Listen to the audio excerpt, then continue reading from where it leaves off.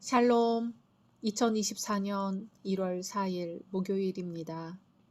기도하겠습니다. 주님, 오늘도 주의 말씀으로 하루를 시작합니다. 사랑하는 주님, 오늘 시편 11편의 말씀으로 기도드립니다. 여호와는 의로우사 의로운 일을 좋아하시나니 정직한 자는 그의 얼굴을 배우리로다. 아멘. 주님, 오늘 저희의 삶이 의롭게 하시고 정직하게 하시어 주님의 얼굴을 배웁게 하옵소서.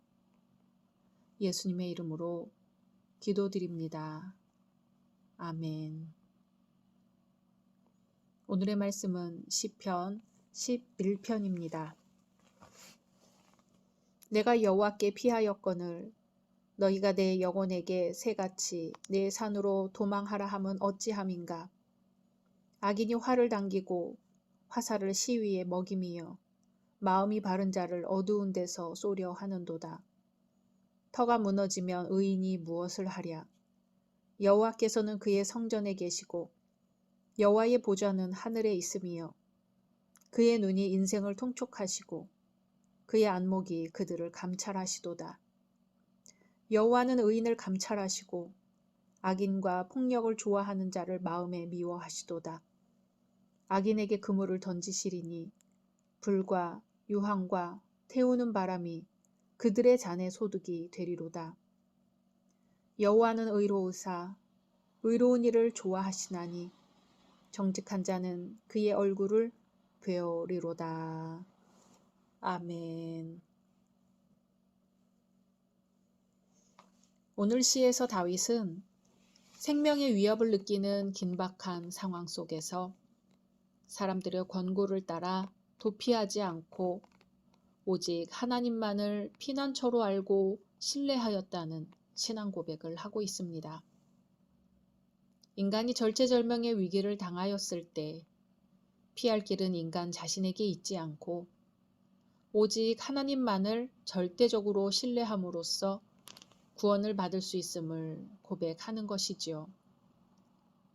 이 시가 쓰여진 시기에 대해서는 몇 가지 견해가 있습니다. 혹자는 다윗이 사울왕에게 추적을 당하던 때라고 하고요. 혹자는 그의 아들 압살롬의 반란으로 곤욕을 치르던 때라고 합니다. 혹자는 다윗이 이방 연합군들과의 전쟁 중에 위기를 겪게 된 때라고 보기도 합니다. 이 중 어느 견해가 정확하다고 말하기는 어렵지만 시의 문맥상 대적들에 의해 핍박을 당하면서 쫓기고 있던 때인 것은 분명합니다. 1절입니다. 내가 여호와께 피하였거늘 너희가 내 영혼에게 새같이 내 산으로 도망하라 함은 어찌함인가. 아멘. 여기서 피하였거늘에 해당하는 동사는 보호를 위해 도피하다, 신뢰하다, 피난처를 찾다, 방어물로 피하다 란 뜻입니다. 다윗이 위험에 닥쳐서 인간적인 생각으로 도망가지 않고 이처럼 오직 하나님만을 의지할 수 있었던 것은 하나님께서 그에게 안심하도록 해주시고 하나님만을 믿고 의뢰할 수 있도록 해주셨기 때문이라고 할 수 있습니다. 그러므로 다윗은 산으로 도망가라는 자신의 추종자들의 권면을 한마디로 거절할 수 있었습니다. 다윗의 이러한 모습은 어려운 현실을 만나면 우선적으로 인간적인 해결책을 강구하려는 보통 사람들의 모습과는 대조적입니다. 2절입니다. 악인이 활을 당기고 화살을 시위에 먹임이여 마음이 바른 자를 어두운 데서 쏘려 하는도다. 아멘. 다윗의 대적들은 이처럼 사냥꾼이나 무장한 군인에 비유되었습니다. 대적들은 아무도 모르게 다윗을 해치려 하는 것이지요. 3절입니다. 터가 무너지면 의인이 무엇을 하랴. 아멘. 다윗이 쫓기던 당시 하나님의 공의가 드러나지 않고 이스라엘 사회의 도덕과 법이 무너져 버린 상태였기에 그런 상황에서 그곳에 남아 더 이상 할 수 있는 것이 아무것도 없음을 지적합니다. 4절입니다. 여호와께서는 그의 성전에 계시고 여호와의 보좌는 하늘에 있음이요 그의 눈이 인생을 통촉하시고 그의 안목이 그들을 감찰하시도다. 아멘. 여기서는 땅에 있는 어떤 건물이 아니라 하나님께서 계시는 하늘나라를 가리키는 것으로 보는 것이 맞을 것입니다. 그 하늘나라에는 지극히 높은 하나님의 보좌가 있어서 하나님께서 거기 앉으시고 하늘나라에서 온 땅을 두루 살피시며 의인을 구원하시고 악인들을 심판하신다는 사실을 말하고 있습니다. 즉 다윗은 마음이 바른 자를 어두운 데서 해치려고 하는 악인들이 있을지라도 모든 것을 살피시고 아시는 하나님께서 그들의 행위에 대하여 반드시 심판하실 것이라고 굳게 믿었던 것입니다. 5절입니다.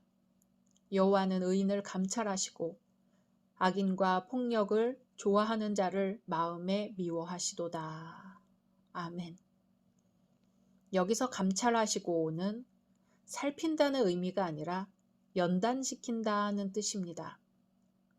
이 용어가 악인에게 적용될 때에는 하나님께서 그들의 행위를 살피시고 그들의 행위에 대해 심판하신다는 의미이지만 의인에게 적용되었을 때에는 하나님께서 의인에게 필요한 시련을 허락하셔서 믿음이 성숙하도록 만드시는 것을 의미합니다.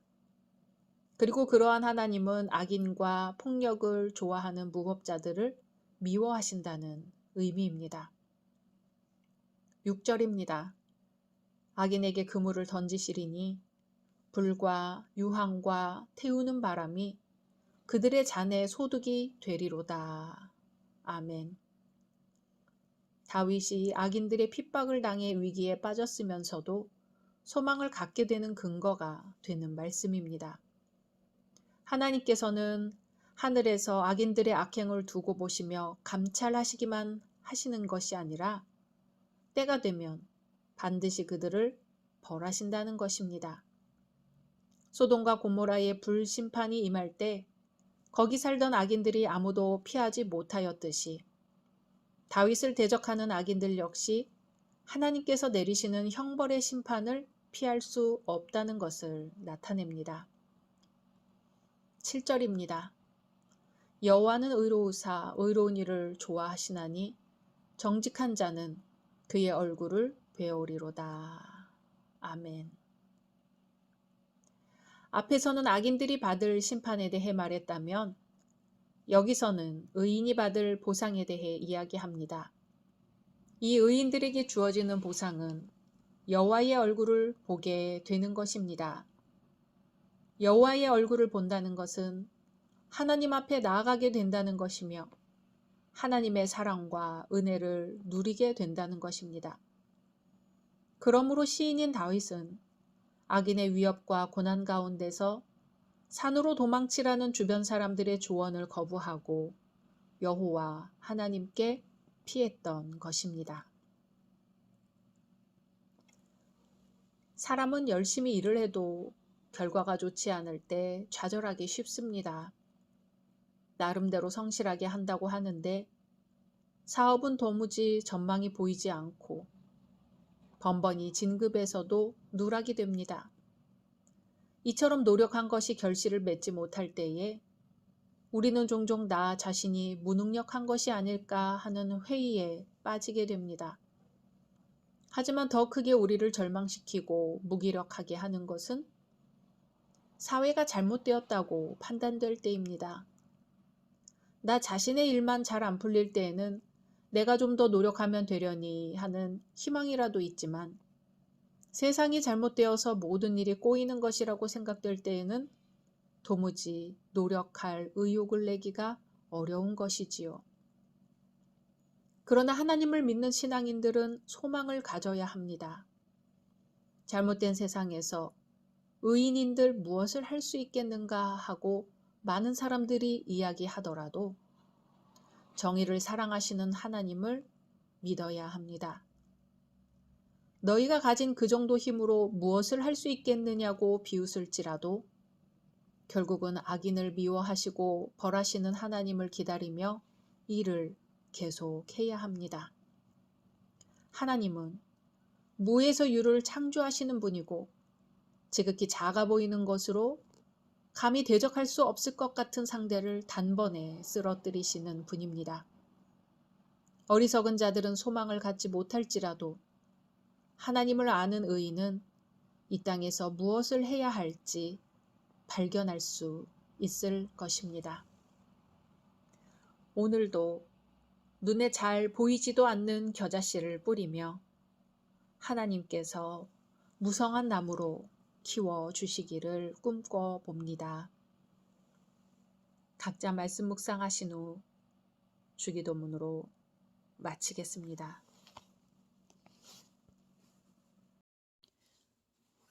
샬롬, 2024년 1월 5일 금요일입니다. 기도하겠습니다. 주님, 오늘도 주의 말씀으로 하루를 시작합니다. 사랑하는 주님, 오늘 시편 12편의 말씀으로 기도드립니다. 여호와여 도우소서.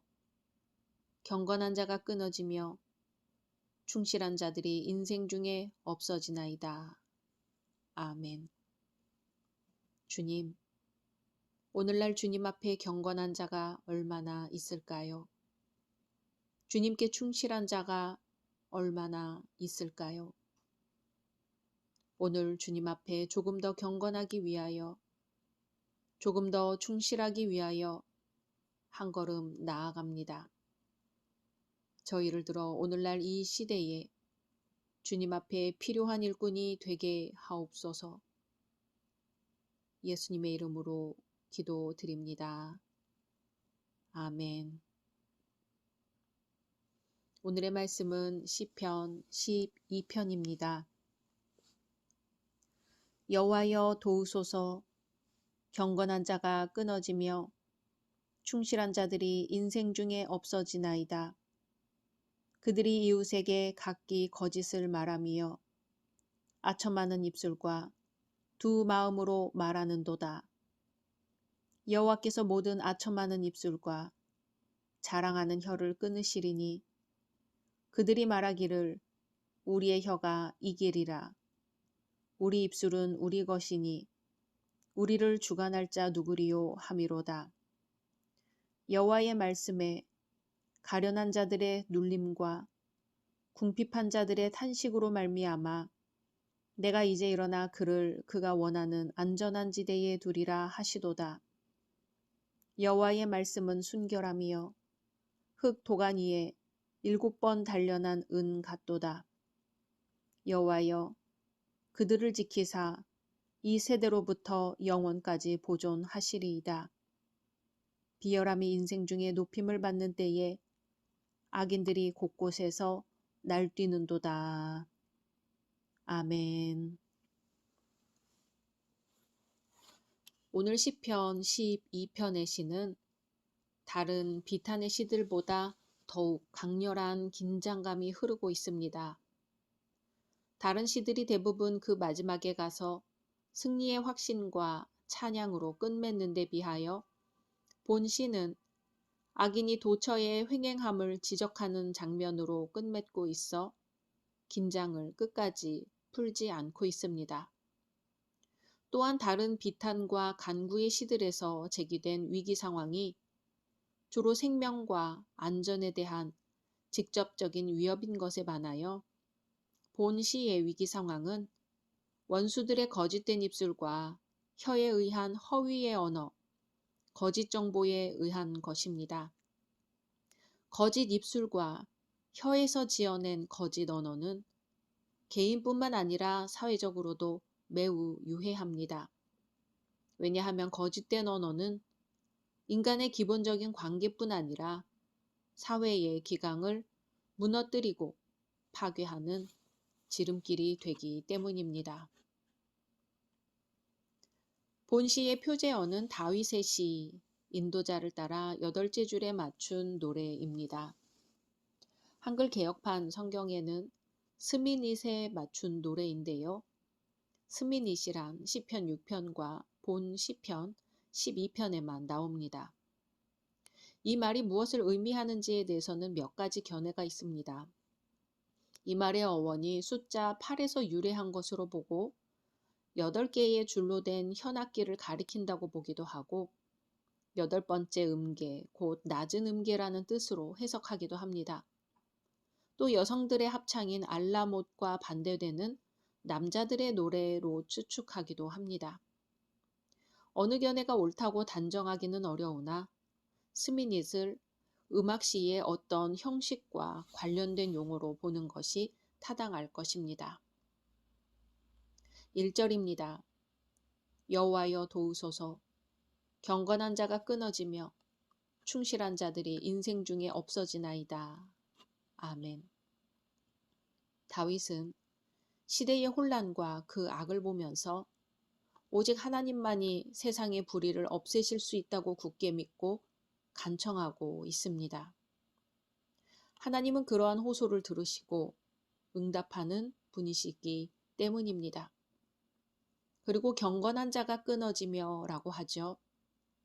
경건한 자를 더 이상 찾아볼 수 없게 되었다는 의미입니다. 이러한 상황이 된 것에 대해 두 가지 견해가 있습니다.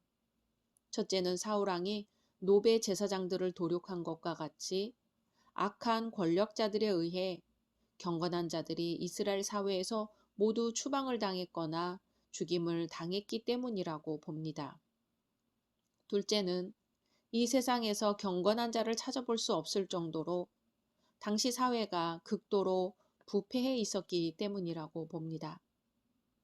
이러한 표현은 실제로 당시에 경건한 자가 한 사람도 없었다는 문자적인 의미라기보다는 악한 왕이었던 사울 왕 시대에 궁궐을 비롯하여 이스라엘 사회에 신실한 믿음을 가진 사람을 찾아보기 어려운 매우 심각한 상황이었다는 것을 의미합니다. 충실한 자들이 인생 중에 없어졌다는 표현 역시 하나님의 언약을 신실하게 지키는 자가 없어졌다는 뜻으로 충실한 자는 경건한 자와 동의어라 할 수 있습니다. 2절입니다. 그들이 이웃에게 각기 거짓을 말하며 아첨하는 입술과 두 마음으로 말하는도다. 아멘. 여기서 거짓에 해당하는 히브리어는 거짓이라는 뜻 외에도 헛됨, 공허, 교활함, 우상숭배 등의 의미로 사용되는 단어입니다. 그래서 이 말은 단순히 거짓된 말을 의미하는 것이 아니라 사회 전반에 걸친 광범위한 의미의 허위를 가리킵니다. 곧 그릇된 사상, 선전, 교육 등 모든 비진리적인 언사를 총칭하는 말로 보아야 합니다. 아첨하는 입술은 달콤한 말로 속이며 판단을 흐리게 하는 것을 의미하지요. 그들은 두 마음을 가지고 있어 속으로는 거짓인 줄 알면서도 이득을 얻기 위하여 아첨하는 말을 한다는 것입니다. 3절에서 4절입니다. 여호와께서 모든 아첨하는 입술과 자랑하는 혀를 끊으시리니 그들이 말하기를 우리의 혀가 이기리라. 우리 입술은 우리 것이니 우리를 주관할 자 누구리요 함이로다. 아멘. 다윗은 악인들의 허탄함과 아첨을 영원히 두고 보지 않으시는 하나님의 심판이 있음을 확신합니다. 악인들은 스스로가 자신의 주인이므로 하나님을 두려워하지 않고 자기가 인생의 주인이라고 생각하지만 하나님은 이러한 것들을 끊으신다는 것입니다. 5절입니다. 여호와의 말씀에 가련한 자들의 눌림과 궁핍한 자들의 탄식으로 말미암아 내가 이제 일어나 그를 그가 원하는 안전한 지대에 두리라 하시도다. 아멘. 다윗은 하나님이 더 이상 악인에 대한 심판을 지체하지 않으시며 악인들에 의해 핍박당하는 의인들을 시급히 구원하여 주신다는 것을 하나님의 직접적 응답의 형태로 표현하고 있습니다. 6절입니다. 여호와의 말씀은 순결하며 흙 도가니에 7번 단련한 은 같도다. 아멘. 다윗은 악인에게 억압당하는 가련한 자를 구원하시겠다는 하나님의 응답을 받고서 그 말씀이 얼마나 확실한 약속인지에 대해서 이 말씀에서 언급하기 시작합니다. 이 말은 하나님의 말씀이란 아무것도 섞이지 않은 순수함 그 자체이므로 절대로 변할 수 없는 성질을 가지고 있음을 나타냅니다. 즉 악인들의 말은 허탄한 것이지만 이와 정반대로 하나님의 말씀은 절대적으로 신뢰할 수 있는 것임을 대조하고 있는 것이죠. 얼마나 순결한지 흙 도가니에 7번 단련한 은 같다는 것입니다. 하나님의 말씀을 금이 아니라 은에 비유한 것은 금속으로서의 가치보다는 은이 가지고 있는 희고 깨끗함이라는 상징성 때문입니다. 그리고 7번이 의미하는 것은 완전성입니다.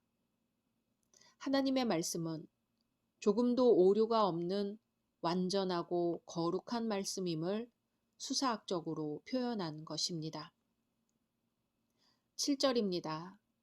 여호와여 그들을 지키사 이 세대로부터 영원까지 보존하시리이다.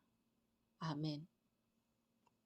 다윗은 하나님께서 자신에게 주신 약속의 말씀이 조금의 변함도 없이 그대로 이루어져 악인들에게 억압당하는 의인들이 구원을 받고 하나님 안에서 영원히 자유를 누리게 될 것임을 확신하고 있습니다. 8절입니다. 비열함이 인생 중에 높임을 받는 때에 악인들이 곳곳에서 날뛰는도다. 아멘. 다윗은 다시 한번 당시 악인들의 모습을 하나님께 고발하는데요. 8절을 하나의 독립된 절로 보지 않고 7절에 종속된 양보절로 보면 비열한 자들이 인생 중에 높아지고 있는 시대에 악인들이 곳곳에서 날뛸지라도 하나님께서는 자신의 백성들을 영원토록 지켜주실 것이다로 연결할 수 있습니다. 오늘 이 시를 통해 당시 이스라엘의 부패한 사회상을 알 수 있습니다.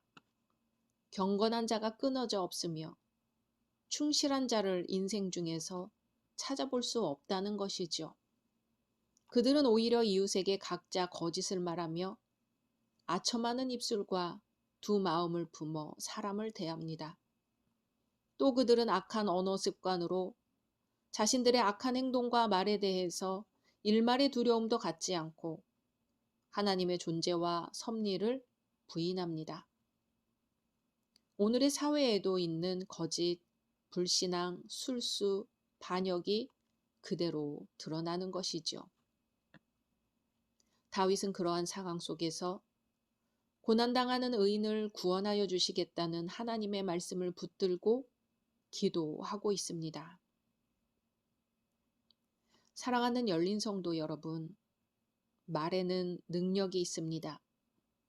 선인의 말은 선을 행하는 능력이 있고 악인의 말에는 악을 행하는 능력이 있습니다.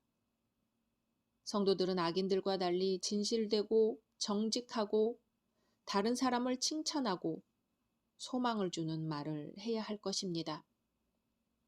정금과 같은 하나님의 말씀만이 희망이 보이지 않는 현실에서 소망을 줄 수 있는 유일한 생명의 말씀임을 잊지 않아야 합니다.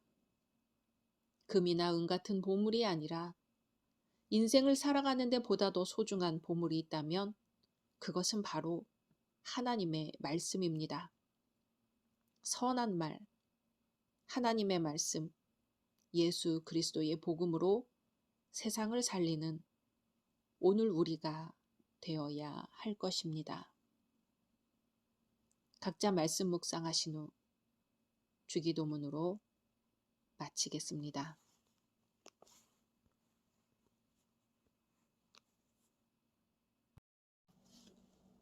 샬롬. 2024년 1월 6일 토요일입니다. 기도하겠습니다. 주님, 오늘도 주의 말씀으로 하루를 시작합니다. 사랑하는 주님, 오늘 시편 13편의 말씀으로 기도드립니다. 나는 오직 주의 사랑을 의지하였사오니 나의 마음은 주의 구원을 기뻐하리이다. 아멘. 주님, 세상의 그 무엇보다 주님의 사랑을 의지합니다. 주님의 사랑을 의지함으로 인해 주께서 베풀어 주시는 구원을 얻게 해주시고 주님의 구원으로 인해 기뻐하게 하옵소서. 예수님의 이름으로 기도드립니다. 아멘. 오늘의 말씀은 시편 13편입니다. 여호와여, 어느 때까지니이까? 나를 영원히 잊으시나이까? 주의 얼굴을 나에게서 어느 때까지 숨기시겠나이까? 나의 영혼이 번민하고 종일토록 마음에 근심하기를 어느 때까지 하오며 내 원수가 나를 치며 자랑하기를 어느 때까지 하리이까? 여호와 내 하나님이여, 나를 생각하사 응답하시고 나의 눈을 밝히소서. 두렵건대 내가 사망의 잠을 잘까 하오며 두렵건대 나의 원수가 이르기를 내가 그를 이겼다 할까 하오며 내가 흔들릴 때에 나의 대적들이 기뻐할까 하나이다. 나는 오직 주의 사랑을 의지하였사오니 나의 마음은 주의 구원을 기뻐하리이다. 내가 여호와를 찬송하리니 이는 주께서 내게 은덕을 베푸심이로다. 아멘. 오늘 시편 13편의 시는 어느 때까지니까 라는 말로 시작하는데요. 이러한 표현이 모두 4번에 걸쳐 나오기 때문에 어느 시편보다도 강한 것으로 유명한 탄식시입니다. 그러므로 본 시에는 고통당하는 자의 부르짖음과 하나님께 대한 호소가 대조적으로 드러나 있습니다. 다윗은 하나님이 숨으셨다고 느낄 정도로 극심한 고통 중에서 절망하였습니다. 그러다 오직 하나님만이 자신을 구원해 주시며 모든 고통을 해결해 주시는 분임을 깨닫고 다시금 하나님을 의지하며 믿음으로 하나님의 구원에 감격하여 찬송합니다. 1절입니다. 여호와여, 어느 때까지니이까? 나를 영원히 잊으시나이까? 주의 얼굴을 나에게서 어느 때까지 숨기시겠나이까? 아멘. 어느 때까지니까 하는 것은 다윗이 지금 겪는 고통이 도저히 참을 수 없을 정도로 심하다는 것을 짐작하게 해줍니다. 고통의 시기에 하나님의 도우심을 간절히 기다리며 안타까운 심정을 호소하는 것이죠.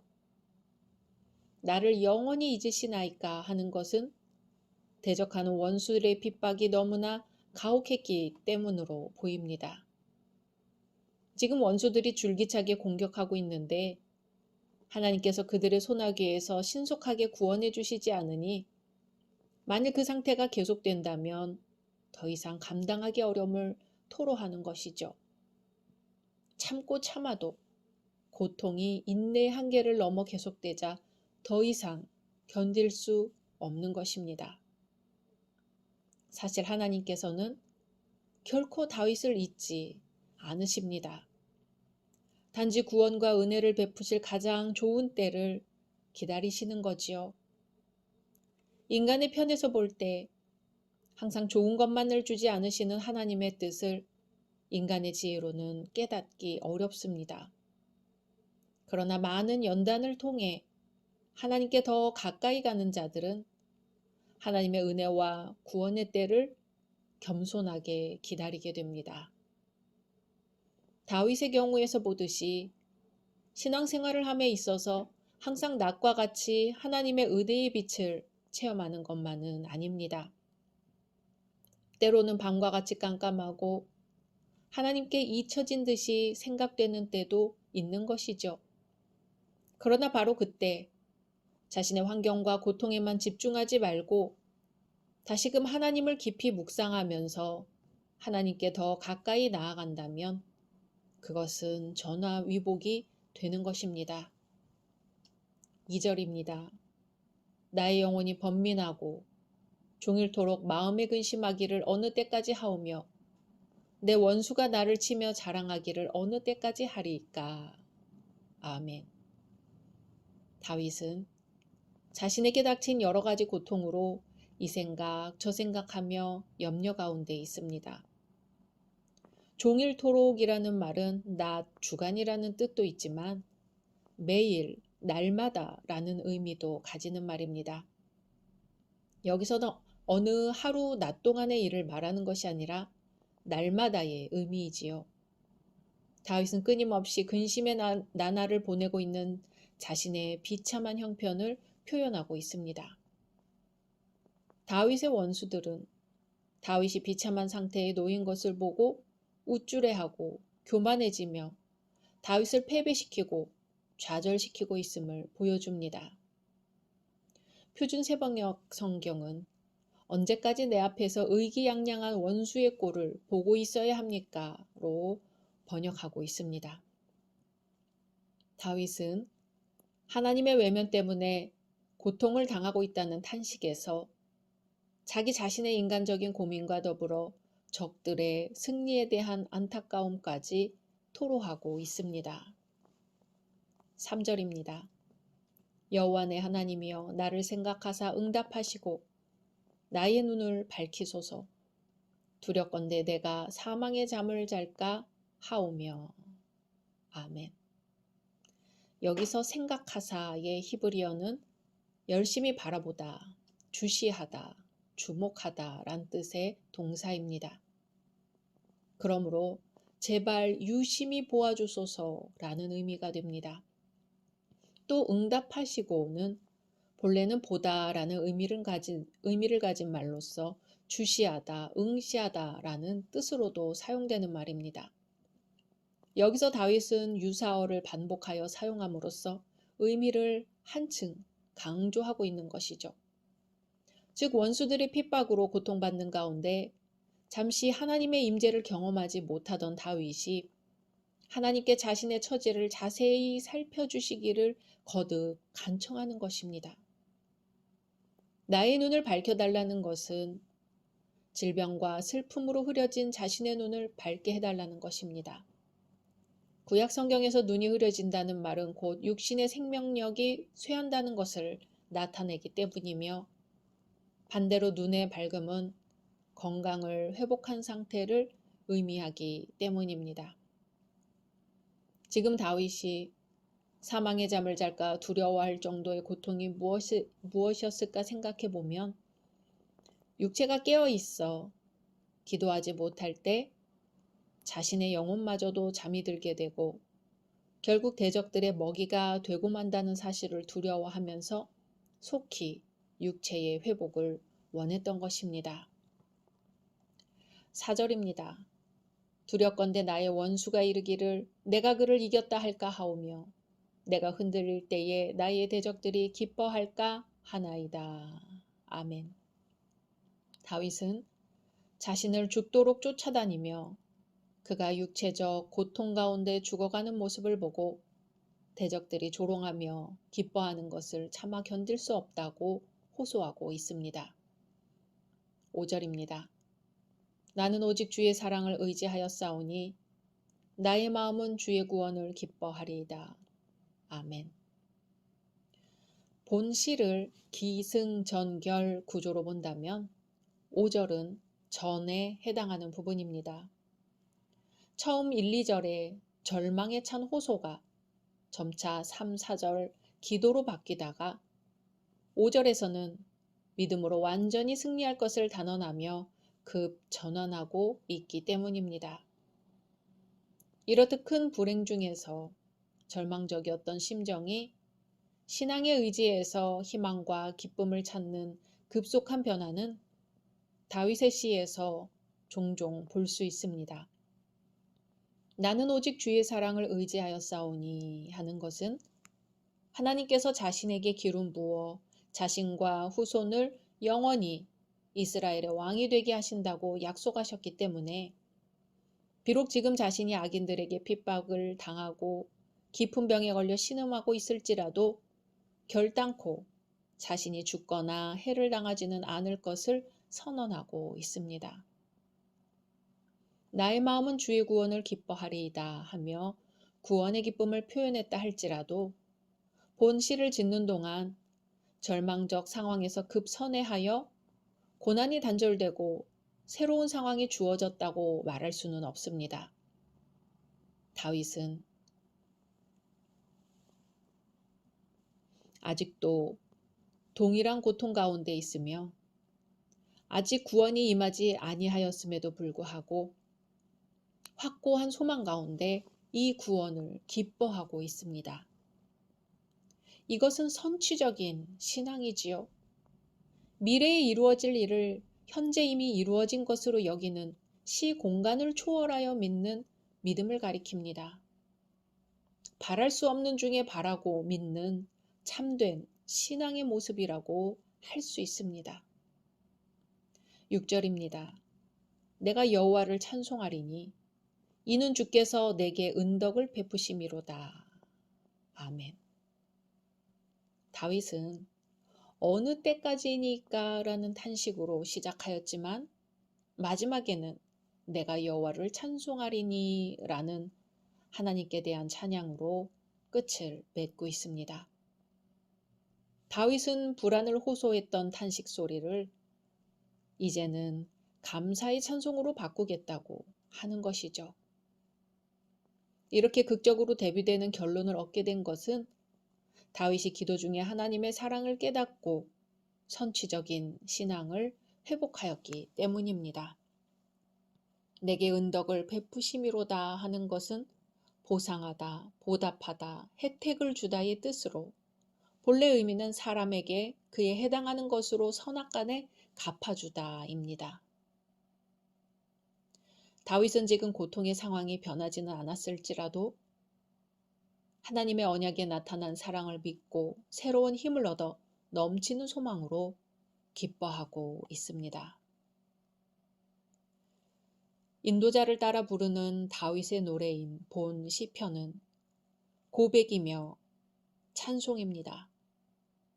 내가 여호와를 찬송하리니 이는 주께서 내게 은덕을 베푸심이로다 하는 것은 주께서 나에게 은혜를 베푸셨으므로 내가 주께 찬송을 드리겠습니다 라는 의미를 갖고 있습니다. 하나님이 베푸신 은혜를 기억하며 감사하는 내용입니다. 은혜를 입은 사람의 당연한 도리는 감사와 찬양이지요. 하지만 다윗을 비롯한 모든 사람이 늘 언제나 든든하게 반석 위에 선 모습으로 감사와 찬송을 올리는 것은 아닙니다. 은혜를 받은 상태에서는 어려운 일이 아닌데 그 은혜가 식고 잊혀지면서부터는 문제를 일으키는 것이 우리이기 때문입니다. 오늘 이 말씀을 통해 다시 한번 다짐해 봅니다. 고난 중에 감사, 그럼에도 불구하고 감사, 미리 보면서 감사. 올 한 해 우리 교회에 주신 범사에 감사하라는 말씀을 붙들고 우리 모두 감사의 간증자가 다 되기를 주님의 이름으로 소망합니다. 각자 말씀 묵상하신 후 주기도문으로 마치겠습니다.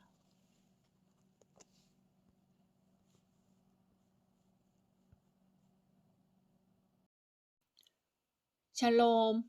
2024년 1월 9일 화요일입니다. 기도하겠습니다. 주님, 오늘도 주의 말씀으로 하루를 시작합니다. 사랑하는 주님, 오늘 시편 14편의 말씀으로 기도드립니다. 어리석은 자는 그의 마음에 이르기를 하나님이 없다 하는도다. 그들은 부패하고 그 행실이 가증하니 선을 행하는 자가 없도다. 아멘. 주님, 이 시대에 저희가 진심으로 하나님을 찾는 자가 되게 하소서. 마치 하나님이 없다 하는 이들처럼 악을 행하는 자가 되지 않고 매일 매 순간 하나님을 느끼며 선을 행하는 자가 되게 하옵소서. 예수님의 이름으로 기도드립니다. 아멘. 오늘의 말씀은 시편 14편입니다. 어리석은 자는 그의 마음에 이르기를 하나님이 없다 하는도다. 그들은 부패하고 그 행실이 가증하니 선을 행하는 자가 없도다. 여호와께서 하늘에서 인생을 굽어 살피사 지각이 있어 하나님을 찾는 자가 있는가 보려 하신즉 다 치우쳐 함께 더러운 자가 되고 선을 행하는 자가 없으니 하나도 없도다. 죄악을 행하는 자는 다 무지하냐. 그들이 떡 먹듯이 내 백성을 먹으면서 여호와를 부르지 아니하는도다. 그러나 거기서 그들은 두려워하고 두려워하였으니 하나님이 의인의 세대에 계심이로다. 너희가 가난한 자의 계획을 부끄럽게 하나 오직 여호와는 그의 피난처가 되시도다. 이스라엘의 구원이 시온에서 나오기를 원하도다. 여호와께서 그의 백성을 포로된 곳에서 돌이키실 때에 야곱이 즐거워하고 이스라엘이 기뻐하리로다. 아멘. 오늘 시편 14편은 하나님이 없다고 주장하는 무신론의 악의 본질이 있음을 보여주고 있습니다. 즉 본시는 악의 현상이 아니라 더 심층적으로 그 기원과 본질을 밝힌 것이라 볼 수 있는데요. 악인들의 악행의 기저에는 무신론이 있음을 밝히고 있습니다. 한편 본시는 교훈적 내용으로 가득 찬 전형적인 지혜시로서 그 내용에 있어 53편과 거의 같습니다. 이 두 시편과 함께 1편, 50편, 127편 등도 지혜시에 속합니다. 1절입니다. 어리석은 자는 그의 마음에 이르기를 하나님이 없다 하는도다. 그들은 부패하고 그 행실이 가증하니 선을 행하는 자가 없도다. 아멘. 이 시에 나오는 가장 핵심적인 인물은 바로 어리석은 자입니다. 이에 해당하는 히브리어 나발은 어리석은 자, 분별 없는 자, 무감각한 자라는 뜻입니다.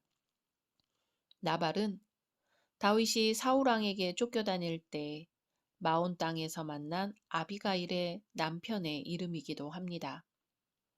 이 용어는 성경의 여러 곳에서 하나님을 대적하거나 도덕적으로 방종한 자를 가리키는데 사용되었습니다.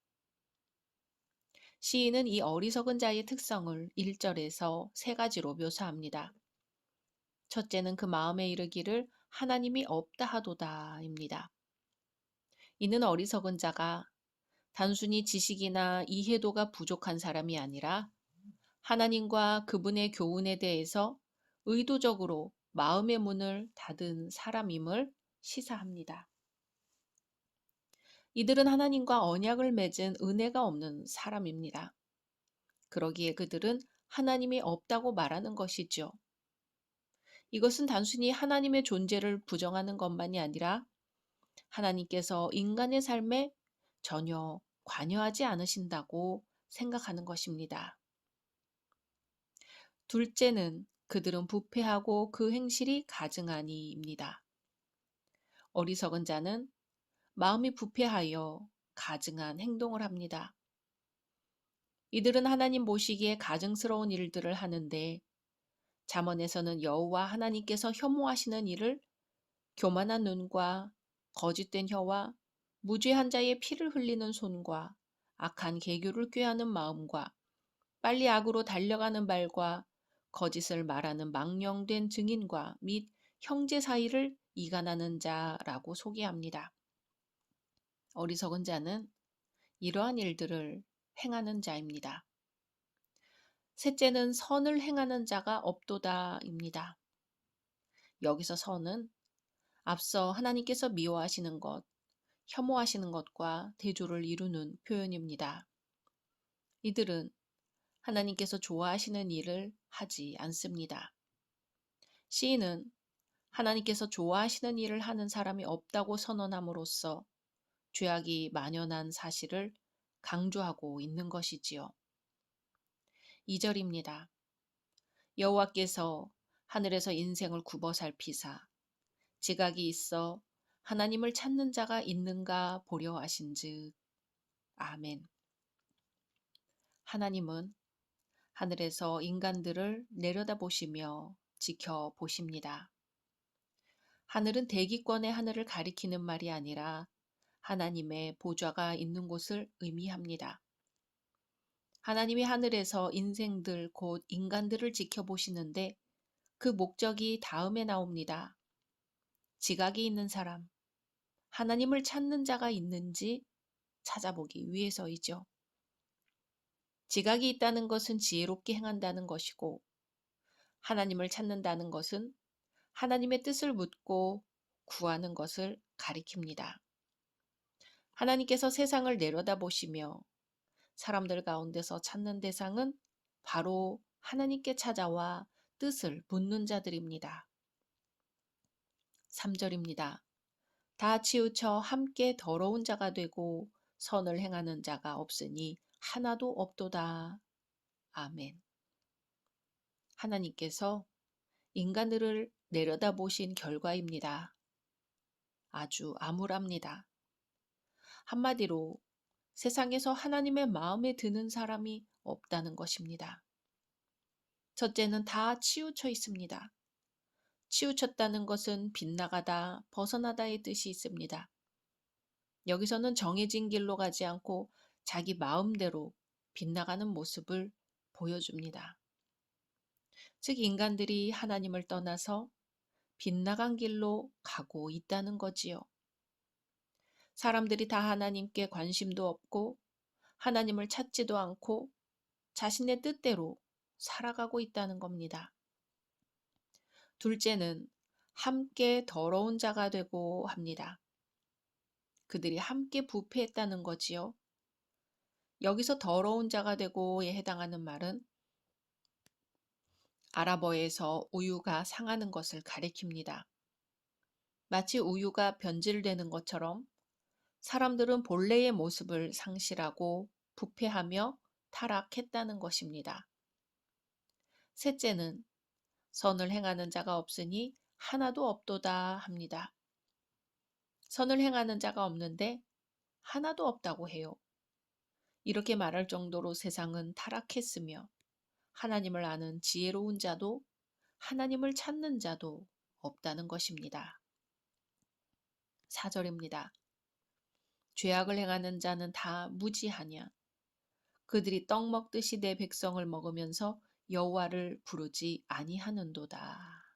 아멘. 죄악을 행하는 자는 다 무지하냐 하는 말은 직역하면 그들이 알지 못하였는가인데요. 그 의미에 대해서는 여러 견해가 있습니다. 목적어가 없기 때문에 구체적으로 무엇을 가리키는지는 모르지만 모든 자신들의 행위가 어떤 결과를 가져오는지 모를 정도로 어리석다는 것을 책망하는 말씀임에 틀림없습니다. 더 나아가 이들은 떡 먹듯이 여호와의 백성을 먹어 치웁니다. 이것은 비유적 표현으로 악인들이 하나님의 백성인 의인들을 압제하고 착취하는 것이 마치 괴물이 사람을 잡아먹는 것과 같이 끔찍한 죄악이라는 것을 나타냅니다. 이처럼 악을 행하는 데 익숙해져 있는 악인들이 하나님을 부르거나 찾을 리가 없는 것입니다. 5절에서부터 7절까지는 하나님을 부인하는 어리석은 악인들의 죄악에 대해 통탄하던 분위기에서 전환하여 악인에 대한 하나님의 공의의 심판을 통해 의인의 승리를 노래하고 있습니다. 5절입니다. 그러나 거기서 그들은 두려워하고 두려워하였으니 하나님이 의인의 세대에 계심이로다. 아멘. 악인들은 의인을 핍박하면서 자신들에게 임할 재앙에 대해서 전혀 예상치 못한 곳에서 하나님의 재앙을 당하여 두려워하게 된다는 것입니다. 그렇게 갑자기 두려워하게 된 것은 하나님이 의인들과 함께 하시는 것을 보았기 때문입니다. 즉, 악인이 득세하는 시대에 악인의 눈에는 하나님이 계시지 않은 듯이 보이지만 하나님께서는 항상 고통받는 의인들과 함께 하심으로 언젠가는 그들을 신원해 주신다는 뜻입니다. 6절입니다. 너희가 가난한 자의 계획을 부끄럽게 하나 오직 여호와는 그의 피난처가 되시도다. 아멘. 의인들이 악인의 핍박을 피하려는 계획들이 악인들에게 간파당해 무참히 깨어지고 일시적으로 승리한 것처럼 보일지라도 궁극적으로 하나님께서 의인들을 구원해 주실 것이란 뜻입니다. 7절입니다. 이스라엘의 구원이 시온에서 나오기를 원하도다. 여호와께서 그의 백성을 포로된 곳에서 돌이키실 때에 야곱이 즐거워하고 이스라엘이 기뻐하리로다. 아멘. 시온은 성경에서 두 가지 의미로 사용됩니다. 첫째는 지명으로서 예루살렘의 동남쪽에 위치한 한 산을 가리키며 다윗의 정복 이후 이스라엘의 수도가 되었습니다. 시온은 이스라엘의 수도인 예루살렘을 상징하는 말입니다. 둘째로 시온은 하나님께서 자신의 이름을 두신 언약궤가 있는 곳이며 언약궤는 하나님의 임재의 상징이므로 시온은 하나님께서 계시는 곳으로 불립니다. 그러므로 여기서 구원이 시온에서 나온다는 말은 구원이 하나님께로 말미암는다는 말과 같다 할 수 있습니다. 그리고 야곱이 즐거워하고 이스라엘이 기뻐하리로다 하는 것은 야곱과 이스라엘이라는 동일명을 반복하여 하나님께서 이스라엘을 결코 버리지 않으실 것이라는 다윗의 믿음을 보여줍니다. 그리하여 하나님의 백성들이 억압에서 구원받을 때에 최상의 경지의 기쁨을 노래하게 될 것이라는 감격스러운 고백을 하는 것이지요. 사랑하는 열린 성도 여러분, 세상에 스스로 지혜롭다 하는 어리석은 사람들이 많습니다. 하나님을 모르는 사람들은 어리석은 사람들입니다. 하나님을 찾지 않는 사람들도 어리석은 사람들입니다. 더욱 답답한 것은 하나님이 계신 줄 알면서도 하나님께 나아가지 않고 하나님께 기도하지 않는다는 것입니다. 하나님은 오늘도 세상을 굽어 내려다보시며 지혜로운 자와 하나님을 찾는 자가 있는지 살펴보십니다. 그 중에 오늘 바로 우리를 찾아내시기를 간절히 소망합니다. 각자 말씀 묵상하신 후 주기도문으로 마치겠습니다.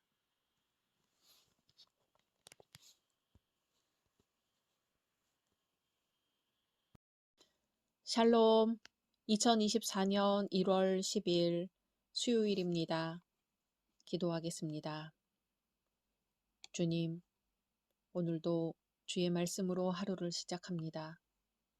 사랑하는 주님, 오늘 시편 15편의 말씀으로 기도드립니다.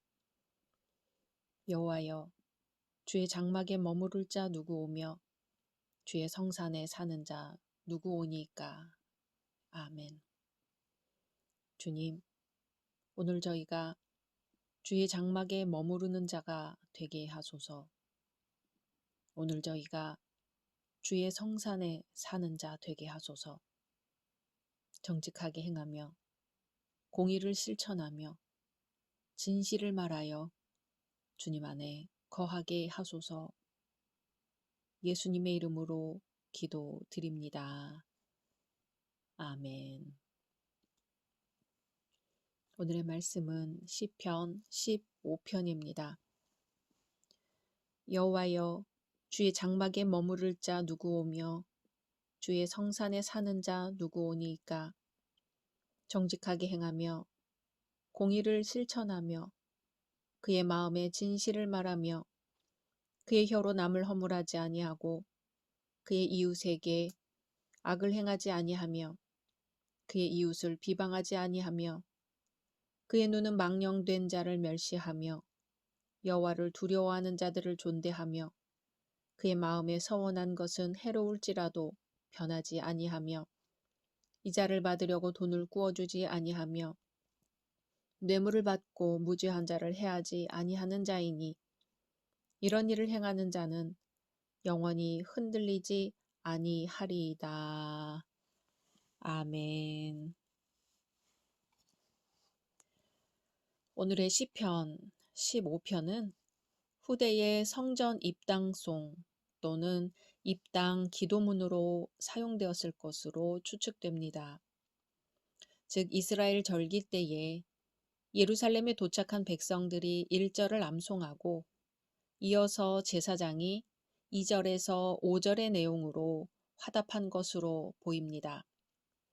그러므로 본 시는 예루살렘 성소에 들어갈 때 사용된 예배시라고 할 수 있습니다. 그리고 성전 예배자들에게 분명한 교훈을 주고 있기 때문에 내용상으로는 지혜시로 볼 수 있습니다. 이 시의 시대적 배경에 대해서는 다윗이 지었다는 사실과 성전 대신에 장막이라는 용어가 사용된 점으로 볼 때 아직 솔로몬 성전이 건축되지 않았던 때가 분명합니다. 그러나 성산이란 용어를 사용한 것으로 보아서 언약궤가 예루살렘 다윗성에 안치될 때였을 것으로 추측됩니다. 본시의 내용 전개를 살펴보면 1절에서 하나님께 예배드리기 위하여 예루살렘 성소에 나아가는 자의 자격이 무엇인지에 대해 질문하고 있습니다. 그리고 그에 대해 응답하는 형식으로 2절에서 5절 상반절에서 성소에 들어갈 수 있는 10가지 자격 조건을 말하고 있습니다. 마지막 5절 하반절에서는 그와 같이 올바른 신앙과 삶을 살아가는 자들이 성산에 오를 수 있을 뿐 아니라 하나님의 절대적인 보호를 받게 됨을 노래하고 있습니다. 1절입니다. 여호와여, 주의 장막에 머무를 자 누구 오며 주의 성산에 사는 자 누구 오니이까. 아멘. 하나님께 나아가 예배드릴 수 있는 사람이 누구인가 라는 것입니다. 여기서 주의 장막이란 언약궤를 모신 성막을 가리키며 성산은 그 성막이 있는 시온산을 가리킵니다. 그런데 이 두 가지 표현들은 서로 다른 의미를 가지는 말이 아니라 모두 하나님께서 임재하여 계신 영적 상태를 상징하는 말입니다. 또한 하나님께 경배와 제사를 드리는 장소를 뜻하는 말이기도 합니다. 한편 머무르다의 히브리어 구르는 본래 손님으로 잠시 머무는 것, 나그네로 체류하는 것을 의미합니다. 여기서는 손님처럼 하나님께 환대와 사랑을 받을 것을 가리킵니다. 또한 살다의 히브리어 샤카는 숙박하다, 정착하다라는 의미로 머무르다의 히브리어 구루와 동의어로 사용되었습니다. 이러한 표현들은 문자적으로 성소에 살고 싶다는 뜻이라기보다는 마음과 몸이 모두 하나님께 향하여 성소를 간절히 사모하는 것을 가리킵니다. 그러므로 머무를 자, 사는 자라는 표현들은 하나님의 보호와 복을 받을 자에 대한 상징적인 표현이라고 할 수 있습니다. 2절에서 5절은 1절에 하나님께 나아가 예배드릴 수 있는 자가 누구인지를 묻는 질문에 대해 그 대답으로 10가지의 자격 조건을 제시합니다. 2절에서는 하나님께 나아가는 자가 해야 할 일을 3가지 조건으로 언급하고 3절에서는 하지 말아야 할 3가지 조건을 대조적으로 진술합니다. 4절, 5절에서는 나머지 자격 조건들인 2가지 적극적 조건과 2가지 소극적 조건을 언급합니다.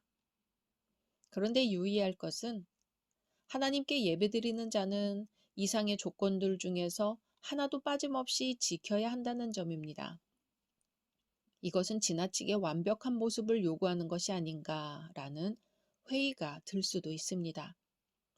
그러나 다윗은 여기서 거룩하신 하나님을 만나려고 하는 자는 자신의 거룩함 없이 하나님 앞에 나아갈 수 없다는 사실을 강조하는 것입니다. 그리고 마지막 5절 하반절에서는 앞에서 언급한 조건을 갖춘 자들을 하나님께서 영원히 보호하신다는 사실을 강조하고 있습니다. 2절입니다. 정직하게 행하며 공의를 실천하며 그의 마음에 진실을 말하며. 아멘. 여기서는 성소에 들어갈 수 있는 사람이 갖추어야 할 조건 중 3가지 조건을 제시하고 있습니다. 정직하게 행한다는 것은 하나님의 언약을 충실히 지키는 것을 뜻하는데요. 언행, 심사에 있어서 하나님을 기쁘시게 함을 말합니다. 신약의 관점에서 이러한 자는 성령의 인도를 받는 사람이라고 할 수 있습니다. 또 공의를 실천한다는 것은 이웃과의 관계에서 불의를 저지르지 않는 것을 가리킵니다. 마음의 진실을 말한다는 것은 하나님께 나아가는 자가 자신의 마음속에서부터 진실하게 생각하고 그것만을 입으로 말해야 함을 언급한 것입니다. 불의한 자들은 속으로는 거짓과 속임수를 생각하면서 겉으로는 진실하게 말하는 것처럼 보이게 하기 때문입니다. 3절입니다. 그의 혀로 남을 허물하지 아니하고 그의 이웃에게 악을 행하지 아니하며 그의 이웃을 비방하지 아니하며. 아멘. 혀로 남을 허물한다는 것은 발이란 뜻의 레갈에서 유래하였으며 탐지하다, 정찰하다, 답사하다, 나쁜 소문을 퍼뜨리다, 비방하다, 중상모략하다 등의 의미를 지닙니다. 여기서는 마치 혀가 발처럼 두루 돌아다니면서 나쁜 소문을 내고 다니는 모습을 묘사한 것입니다. 이것은 자신의 이득을 위해 남을 모함하여 윗사람에게 일러 바치는 일을 비롯하여 말로써 남을 해롭게 하는 것을 가리킵니다. 이러한 모습은 두 마음을 가지고 거짓을 말하는 악인의 특징입니다. 그러므로 혹자는 남을 해롭게 하기 위해서 돌아다니는 자의 혀에 사단이 있고 그 말을 잘 들어주는 자의 귀에도 사단이 있다라고 하였습니다. 그러나 마음의 진실을 말하는 자, 곧 마음의 생각이 믿을 만한 의인은 결코 남을 비방하거나 중상하지 않습니다. 그리고 이웃에게 악을 행하지 않는 것과 이웃을 비방하지 않는다는 것은 계속되는 수사적 표현으로 이웃을 멸시하고 저주하지 않는 행위를 포함해 거짓 증거하지 않는 행위도 포함됩니다. 그렇다면 이것은 10계명 중에서 10번째 계명을 어기지 않음을 의미합니다. 4절입니다. 그의 눈은 망령된 자를 멸시하며 여호와를 두려워하는 자들을 존대하며 그의 마음에 서운한 것은 해로울지라도 변하지 아니하며. 아멘. 여기서는 성소에 들어가는 자가 지켜야 할 조건들 중 적극적인 측면을 언급하고 있습니다. 망령된 자를 멸시한다는 것은 매우 싫어한다는 것을 의미합니다. 하나님이 없다는 사상으로 악을 행하는 자들을 하나님께서 버리셨고 의인은 그러한 자들을 싫어하고 멀리함으로써 그들의 영향을 받지 아니함을 의미합니다. 여호와를 두려워하는 자들을 존대한다는 것은 존경심을 가지고 섬기는 것을 의미합니다. 여호와를 두려워하는 자는 하나님을 영예롭게 하고 하나님의 뜻에 따라 살아가는 자들입니다. 그러므로 하나님을 섬기는 자는 다른 성도를 존중하고 귀하게 여깁니다. 그 마음에 서운한 것은 해로울지라도 변하지 아니한다는 것은 책임을 다하며 약속을 어기지 않되 자신에게 해가 되더라도 결코 바꾸지 아니함을 의미합니다. 5절입니다. 이자를 받으려고 돈을 꾸어주지 아니하며 뇌물을 받고 무죄한 자를 해하지 아니하는 자이니 이런 일을 행하는 자는 영원히 흔들리지 아니하리이다. 아멘. 이 말씀은 하나님께 예배드리는 자의 마지막 자격 조건으로서 두 가지 소극적인 측면이 언급되어 있습니다. 이것은 모두 돈과 관련하여 깨끗한 삶을 살아야 함을 강조합니다. 이자를 받으려고 돈을 꾸어주지 않는다는 것은 출애굽기 22장 25절을 요약한 것으로 보입니다. 구약율법은 돈을 빌려주고 이자를 받는 것에 대해 두 가지 경우를 규정하고 있습니다. 첫째, 이스라엘 동족 간에는 이자를 받고 돈을 빌려주는 것이 금지되었습니다. 둘째, 외국인에게 이자를 받는 것은 허용되었습니다. 그러므로 본시에서 다윗이 언급한 것은 첫 번째 경우에 해당합니다. 당시 고대 근동 지방에서는 재산과 권력을 가진 자들이 터무니없이 높은 이자율로 가난한 자들의 재산을 착취하였는데 이스라엘 족속은 원래 한 형제들로서 이러한 악습을 본받아서는 안 되기 때문입니다. 그럼에도 불구하고 만일 채무를 청산하지 못한 경우에는 안식년이나 희년 제도를 통하여 채무를 탕감하도록 조치하였던 것입니다. 뇌물을 받고 무죄한 자를 해하지 아니하는 것은 재판관이 소송을 판결할 때 뇌물을 받은 자의 편을 들어서 죄가 없으나 힘없는 자를 벌주는 행위를 지적한 것입니다. 재판을 하는 위치에 있는 자들은 지도자들인데 만일 이들에게 불편, 부당의 공의로움이 없다면 결국 그 사회는 병들고 망하게 될 것입니다. 그러므로 하나님께서는 율법으로 뇌물을 받는 행위를 엄격히 금하고 있는 것입니다. 이런 일을 행하는 자는 지금까지 앞에서 나온 10가지 조건들, 곧 하나님께 예배드릴 자격이 있는 의인이 취해야 할 행동을 하는 자들인데요. 삶과 예배가 일치된 생활, 곧 삶 전체가 하나님 앞에 드려지는 거룩한 산제사가 되는 신앙생활만이 하나님을 기쁘시게 할 수 있다는 것을 가르칩니다. 이런 자는 영원히 흔들리지 않습니다. 이 구절은 다윗의 기대라기보다는 성령의 감동으로 주신 하나님의 약속으로 보아야 합니다. 이 시의 서두에서 누가 하나님의 성소에 거할 수 있습니까? 라고 질문한 데 대해서 앞에 10가지의 의로운 행위를 하는 자가 바로 그렇다는 대답이라 할 수 있습니다. 하나님의 장막에 들어가서 하나님과 함께하는 자들은 마치 반석 위에 있는 것처럼 하나님의 영원하신 보호를 받게 될 것이라는 뜻입니다. 우리는 진정한 그리스도인이 되기 위해 오늘 말씀을 우리 삶 속에 실천해야 할 것입니다. 작은 것 하나라도 오늘 실천하고 또 내일 실천하여 작은 실천들이 모일 때 우리는 반석 위에 있는 것처럼 흔들리지 않고 하나님의 영원하신 보호를 받게 될 것입니다. 각자 말씀 묵상하신 후 주기도문으로 마치겠습니다.